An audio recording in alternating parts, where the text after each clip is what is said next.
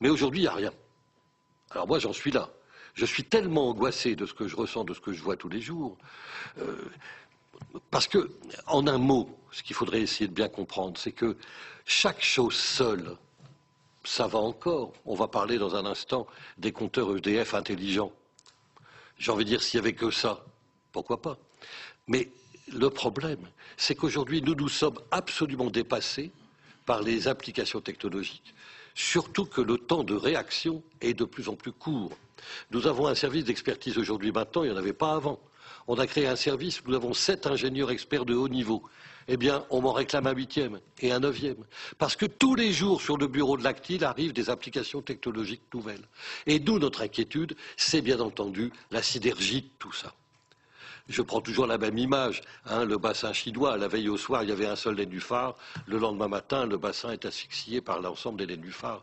Bon, c'est exactement ce qui se passe en ce moment. Biométrie. Moi, quand j'ai pris mes fonctions lactiles, il y avait eu 54 appareils installés dans l'année, 3500 cette année, donc multiplié par je ne sais combien. La vidéosurveillance, même chose. La géolocalisation, c'est probablement ce qui m'inquiète le plus de tout, moi, aujourd'hui.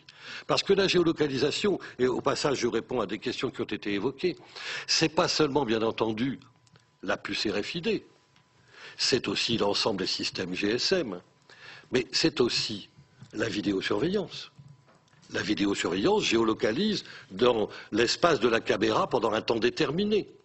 C'est la biométrie qui permet de savoir après coup où vous étiez à quel moment.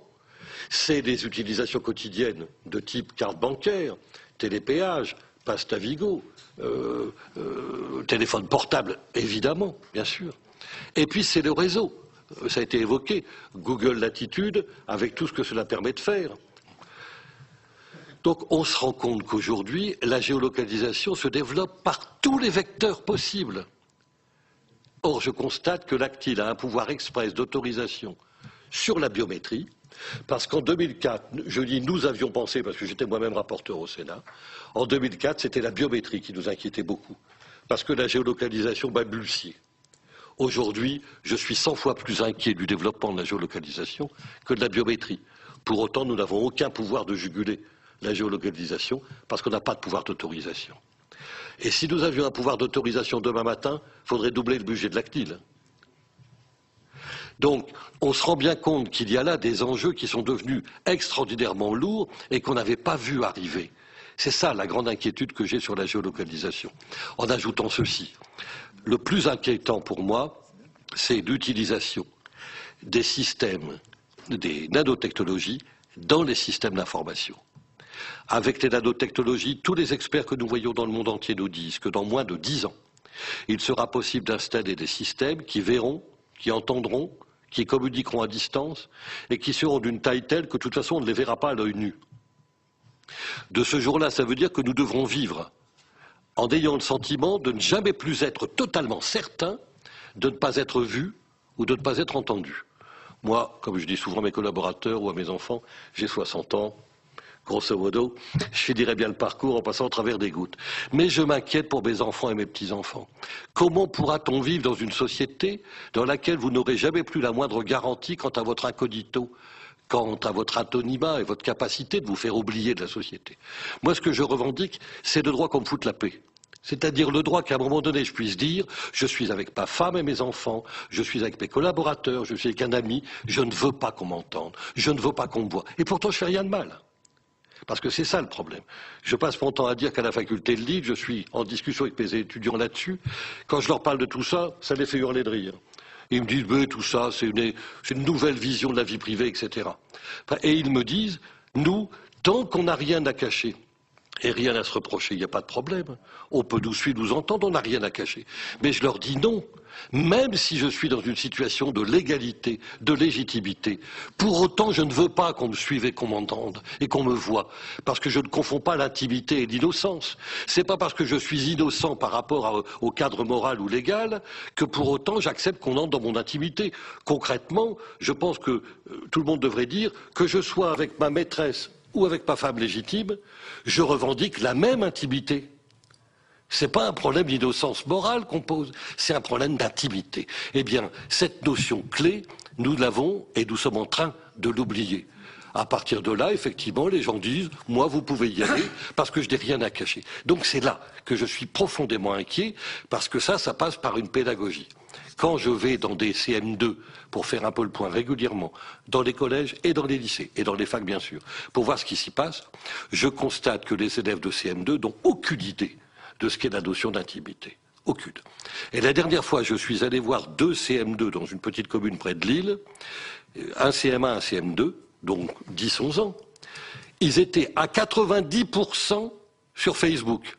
Interdit aux moins de 13 ans, théoriquement, dans les conditions générales de vente, si j'ose dire, de Facebook. Le problème est là. Les parents pensent qu'ils sont tranquilles. Moi, j'ai tendance à leur dire, vous savez, finalement, le vrai couvre-feu, il faudrait le mettre en place dans les maisons. Hein. Mais comment faire? Parce qu'il y a beaucoup plus de risques aujourd'hui, probablement pour un enfant de 10 ans, sur Internet seul, que de se trouver dans la rue, peut-être, en train de jouer avec ses copains à 22 heures. Donc voilà le problème de fond. Quelle pédagogie, et ça répond à une partie des questions, quelle pédagogie on est prêt à mettre en place?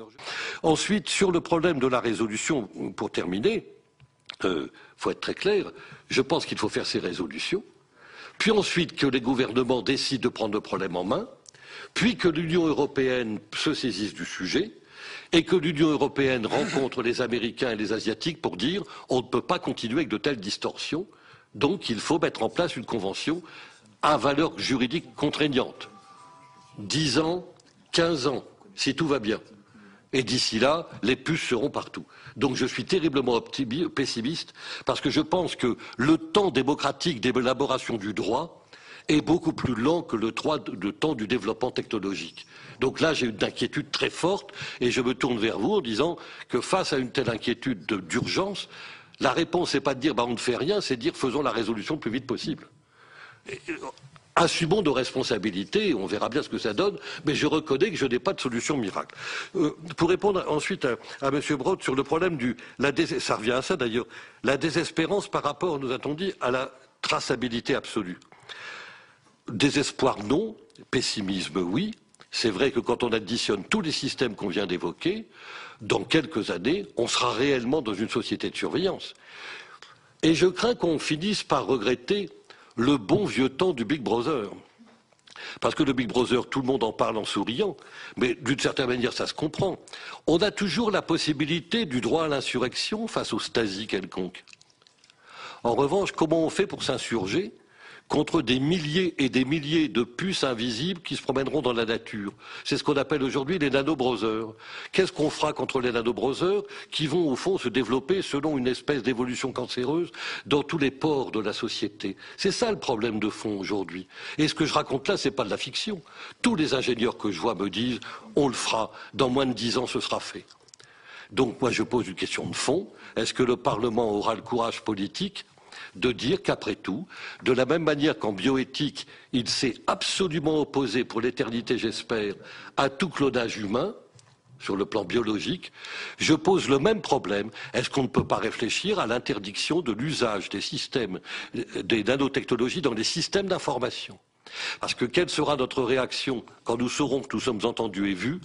Eh bien, nous nous auto-formaterons par anticipation. Et nous rejoindrons un modèle commun puisqu'on saura qu'on nous écoute et qu'on nous voit. Bref, nous serons devenus des clones mentaux et non plus biologiques. Eh bien, oui, je pose le problème pour ma part. Le Parlement doit s'interroger là-dessus. Les autres parlements européens, je l'espère aussi, et peut-être ensuite les autres parlements. Parce que si on le fait en France uniquement, ça n'a aucun intérêt, puisque tout cela passera les frontières. Donc on voit qu'il y a là des enjeux absolument déterminants pour la protection de nos libertés individuelles. Donc pas de désespoir, mais effectivement pessimisme et aussi volonté d'agir.